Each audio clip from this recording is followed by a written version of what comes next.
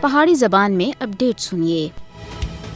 Media کسی بھی ریاست دی عوام دی آواز ہوندی ہے۔ مقبوضہ جموں کشمیر اور بھارت وچ میڈیا کو ہندوتوا لینڈ دے چلنے دے مجبور کیتا جا رہا ہے۔ بھارتی حکومت مقبوضہ جموں کشمیر اور بھارت وچ آزادی صحافت کے بنیادی اصولوں کو بری طرح پامال کر رہی ہے۔ مودی دے اقتدار وچ آنے کے بعد تھے مقبوضہ جموں کشمیر اور بھارت وچ پریس دی آزادی وچ بہت زیادہ کمی آئی ہے۔ بھارتی حکومت تے ہتھکنڈے خود صحافیاں دے اگے بڑھ رہے ہیں۔ خوف دا ماحول پیدا کرنے دے واسطے انہاں دے خاندانوں کو بھی نشانہ بنایا جا رہا ہے۔ کشمیری صحافی رقیب نائک دے والد کو پریشان کرنا نائک دے امریکہ جانے تھی بعد بھی اس گل دی نشاندہی کرتا ہے کہ مودی حکومت اختلاف رائے کو کس حد تک چپ کرانے دی ناکام کوشش کر رہی ہے۔ مودی حکومت کی طرف سے رقیب نائک جیسے صحافیوں کو منظم طریقے تھی پریشان کرنا تنقیدی آوازوں کو دبانے دی اس دی کوششاں دی ایک باندھی مثال ہے۔ کشمیری صحافی رقیب نائک دے تجربات مودی دے بھارت وچ دھمکی اور سینسرشپ دے وسیع رجحان کو اجاگر کر دیں۔